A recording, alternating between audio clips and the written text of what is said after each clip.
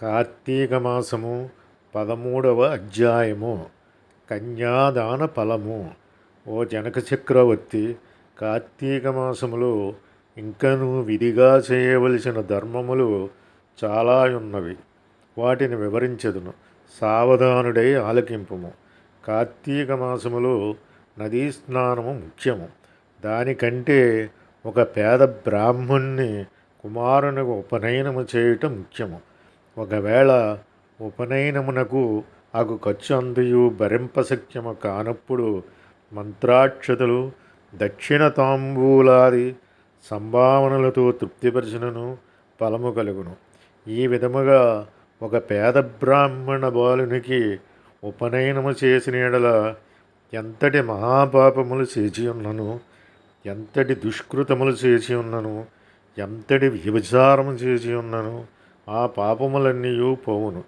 ఎన్ని నూతులు తటాకములు త్రవ్వించినను పై చెప్పినట్లుగా ఒక బ్రాహ్మణ బాలునికి ఉపనయనము చేసినందువలన వచ్చు ఫలమునకు సరితూగవు.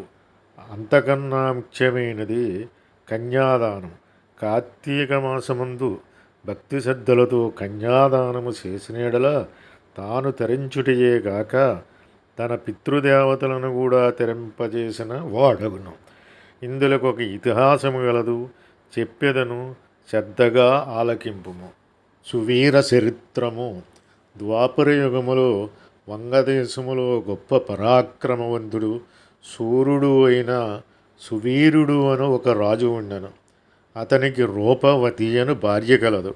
ఒకసారి సువీరుడు శత్రురాజులచే ఓడింపబడిన వాడై భార్యతో అరణ్యమునకు పారిపోయి ధనహీనుడై నర్మదా నదీ తీరమందొక పర్ణశాలను నిర్మించుకుని కందమూల ఫలాదులను భక్షించుచూ కాలము గడుపుచుండును. కొన్ని రోజులకు అతని భార్య ఒక బాలికను కనెను. ఆ బిడ్డను అతిగారాభంతో పెంచుచుండిరి. క్షత్రియ వంశమందు జన్మించిన ఆ బాలికకు ఆహారాది సదుపాయములు సరిగా లేకపోయినప్పటికీ శుక్లపక్ష చంద్రుని వలె దినదినాభివృద్ధి నొందుచు అతిగారాభంతో పెరుగుచుండెను.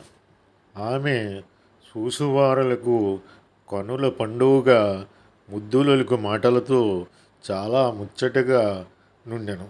దినములు గడిచిన కొలది బాలికకు నిండు యవ్వన దశ వచ్చెను. ఒక దినము వానప్రస్థుని కుమారుడా బాలికను గాంచి ఆమె అందచందములకు పరవశుడై ఆ బాలికను తనకిచ్చి పెండ్లి చేయమని ఆ రాజును కోరును. అందులుగా రాజు, ఓ మునిపుత్ర, ప్రస్తుతము నేను కడు భేదస్థితిలో ఉన్నాను. అష్టదరిద్రములు అనుభవించుచున్నాను. మా కష్టములు దొరగటకు నాకు కొంత ధనమిచ్చిన ఎడల నా కుమార్తెనిచ్చి పెండ్లి చేతును అని చెప్పగా తన చేతిలో రాగి పైసా అయినను లేకపోవుటచే బాలికపైనున్న మక్కువతో ఆ మునికుమారుడు నర్మదా తీరమున కుబేరుని గూర్చి ఘోర తపమాచరించి కుబేరుని మెప్పించి తన పాత్ర సంపాదించును. రాజు ఆ పాత్రను పుచ్చుకొని సంతోషించి తన కుమార్తెను మునికుమారునికిచ్చి పెండ్లి చేసి నూతన దంపతులిద్దరిని అత్తవారింటికి పంపెను. అటులా మునికుమారుడు భార్యను వెంటబెట్టుకుని వెళ్ళి తల్లిదండ్రులకు నమస్కరించి అంతవరకు జరిగిన వృత్తాంతమంతయు చెప్పి భార్యతో సుఖము అనుభవించుచుండెను. సువీరుడు మునికుమారుడిచ్చిన ధనపాత్రను తీసుకుని స్వేచ్ఛగా ఖర్చుపెట్టుచు భార్యతో సుఖముగా ఉండెను. అటుల కొంతకాలము జరిగిన తరువాత ఆ రాజు భార్యామణి మరొక బాలికను కనెను. ఆ బిడ్డకు కూడా యుక్త వయస్సు రాగానే మరలా ఎవరికైనా ధనమునకు అమ్మవచ్చనన్న ఆశతో ఎదురు చూచుచుండెను. ఆనొక సాధు పుంగవుడు తపతీ నదీ తీరము నుండి నర్మదా నదీ తీరమునకు స్నానార్థమై వచ్చుసు దారిలోనున్న సువీరుని కలుసుకుని, ఓయి, నీవెవడవు? నీ ముఖ వచ్చస్సు చూడ రాజవంశమందు జన్మించిన వానివలే ఉన్నావు. నీవి అరణ్యమందు భార్యా బిడ్డలతో నివసించుటకు కారణమేమి అని ప్రశ్నించగా సువీరుడు, మహానుభావ, నేను వంగదేశము నేలుచుండెడి సువీరుడను రాజును. నా రాజ్యమును శత్రువులు ఆక్రమించుటచే భార్యాసమేతముగా ఈ అడవిలో నివసించుచున్నాను. దరిద్రము కంటే కష్టము ఏదీనూ లేదు. పుత్రశోకము కంటే గొప్ప దుఃఖము లేదు. అటులనే భార్యా వియోగము కంటే గొప్ప సంతాపము మరొకటి లేదు. అందుసే రాజ్యభ్రష్టుడైనందున ఈ కారడవిలోనే సకుటుంబంగా బ్రతుకుచున్నాను. కు ఇద్దరు కుమార్తెలు. అందు మొదటి కుమార్తెను ఒక మునిపుత్రునికిచ్చి వాని వద్ద కొంత ధనము పుచ్చుకుంటుని దానితోనే ఇంతవరకు కాలక్షేపము చేయుచున్నాను అని చెప్పగా, ఓ రాజా, నీవు ఎంతటి దరిద్రుడివైనను ధర్మసూక్ష్మము ఆలోచింపగా కన్యను అమ్ముకుంటివి. కన్యా విక్రయము మహాపాతకములలో ఒకటి. కన్యను విక్రయించిన వారు అసిపత్రవనమును నరకమును అనుభవింతురు. ఆ ద్రవ్యముతో దేవముని పితృదేవత ప్రీత్యర్థము ఏ వ్రతము చేసినను వారు నచింతురు. అదియునుగాక కన్యా విక్రయము చేసిన వారికి పితృదేవతలు పుత్రసంతతి కలుగకుండా శపింతురు. అటులనే కన్యను ధనమిచ్చుకుని పెండ్లాడిన వారు చేయు గృహస్థ ధర్మములు వ్యర్థమౌటియే గాక అతడు మహానరకము అనుభవించును. కన్యా విక్రయము చేసిన వారికి ఎట్టి ప్రాయచిత్తము లేదని పెద్దలు వక్కాణించియే ఉన్నారు. కావున రాబోయే కార్తీక మాసమున నీ రెండవ కుమార్తెను నీ శక్తి కొలది బంగారు ఆభరణములతో అలంకరించి సదాచార సంపన్నునకు ధర్మబుద్ధి గలవానికి కన్యాదానము చేయము. అటుల చేసిన ఎడల గంగా స్నానమునరించిన ఫలము అశ్వమేధయాగము చేసిన ఫలమును పొందుటియే గాక మొదటి కన్యను అమ్మిన దాని పాపఫలము కూడా తొలగిపోవును అని రాజునకు హితోపదేశము చేయగా, అందుగా రాజు సిరునవ్వు నవ్వి, ఓ మునివర్య, దేహసుఖము కంటే దాన ధర్మముల వలన వచ్చిన ఫలము ఎక్కువ. తాను బ్రతికుండగా భార్యాబిడ్డలతోనూ సిరి సంపదలతోనూ సుఖముగా ఉండగా చనిపోయిన తరువాత వచ్చడి ఏదో మోక్షము కొరకు ప్రస్తుతమున్న అవకాశమును చేతులారా జారవిడవమంటారా? ధనము బంగారము గలవారే ప్రస్తుతము లోకములు రాణింపగలరు. కానీ ముక్కు మూసుకుని నోరు మూసుకుని బక్కసిక్కి శల్యమై ఉన్న వారిని లోకము గుర్తిస్తుందా, గౌరవిస్తుందా? ఐహిక సుఖములే గొప్ప సుఖములు. కానారా రెండవ కుమార్తెను కూడా నేనడిగినంత ధనం ఎవ్వరిత్తురో వారికే ఇచ్చి పెళ్లి చేయదును, కానీ కన్యాదానము మాత్రము చేయను అని నిక్కచ్చిగా నుడివెను. ఆ మాటలకు సన్యాసి ఆశ్చర్యపడి తన దారిన తాను వెడలిపోయెను.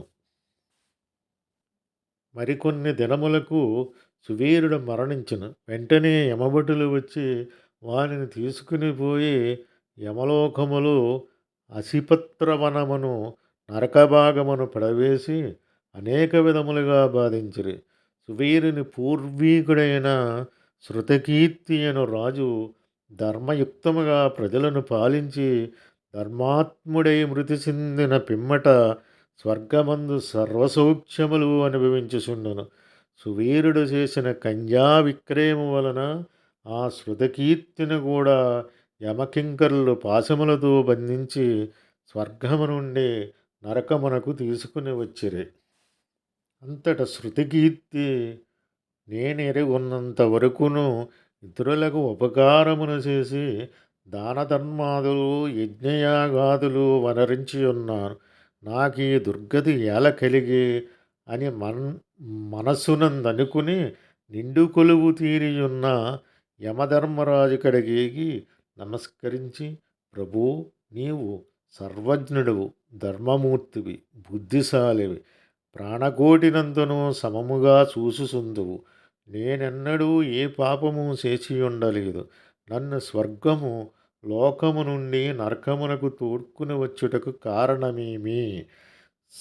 సెలవియ్యుడు అని ప్రాధేయపడెను. అంత యమధర్మరాజు శృతకీర్తిని గాంచి, శృతకీర్తి, నీవు న్యాయమూర్తివి, ధర్మజ్ఞుడవు. నీవు ఎటువంటి దురాచారము చేసి ఉండలేదు.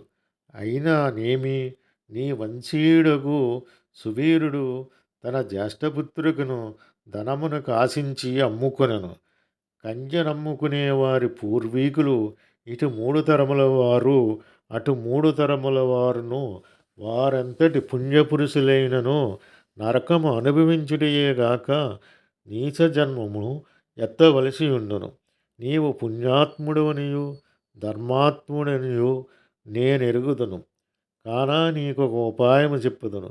నీ వంశీయుడగు సువీరునకు మరి ఒక కుమార్తె గలదు.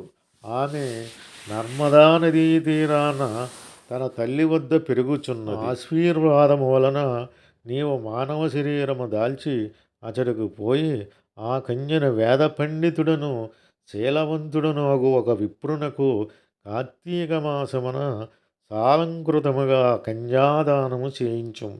అటుల చేసిన యెడల నీవు, నీ పూర్వీకులు, సువీరుడు, మీ పితృగణములు కూడా స్వర్గలోకమునకు ఏగుదురు. కార్తీక మాసములో సాలంకృత కన్యాదానము చేసిన వాడు మహాపుణ్యాత్ముడగును. పుత్రికా సంతానము లేని వారు తమ ద్రవ్యముతో కన్యాదానము చేసినను, లేక విధి విధానముగా ఆబోతనగా వివాహమునర్చినను కన్యాదానం ఫలము అబ్బును. కనుక నీవు వెంటనే భూలోకమునకేగి నేను తెలిపినట్లు చేసితివేని ఆ ధర్మకార్యము వలన నీ పితృగణము తరింతురు. పోయి రమ్ము అని పలికెను. శృతకీర్తి యమునకు నమస్కరించి సెలవు తీసుకుని నర్మదా తీరమున ఒక పర్ణ కుటీరములో నివసించుచున్న సువీరుని భార్యను కుమార్తెను చూసి సంతోషపడి ఆమెతో యావత్తు విషయములు వివరించి కార్తీక మాసమున సువీరుని 2వ కుమార్తెను సాలంకృత కన్యాదాన పూర్వకముగా చతుర్వేదములు చదివిన ఒక బ్రాహ్మణ యువకునకు ఇచ్చి అతివైభవముగా వివాహము చేసెను. అటులు కన్యాదానము చేయుట వలన సువీరుడు కూడా పాప విముక్తుడై స్వర్గలోకములోనున్న పితృదేవతలను కలుసుకొనెను. కన్యాదానము వలన మహాపాపములు కూడా నాశనమగును. వివాహ విషయములో వారికి మాట సహాయము చేసినను పుణ్యము కలుగును. కార్తీక మాసమున కన్యాదానము చేయవలయునని దీక్షభూని ఆచరించినవాడు విష్ణు సాన్నిధ్యము పొందును. శక్తి కలిగి ఉండి ఉదాసీనత చూపువాడు శాశ్వత నరకమునకు ఏగును. ఇట్లు స్కాంద పురాణాంతర్గత వశిష్ట ప్రోక్త కార్తీక మహత్యమందలి 13వ అధ్యాయము 13వ రోజు పారాయణము సమాప్తము.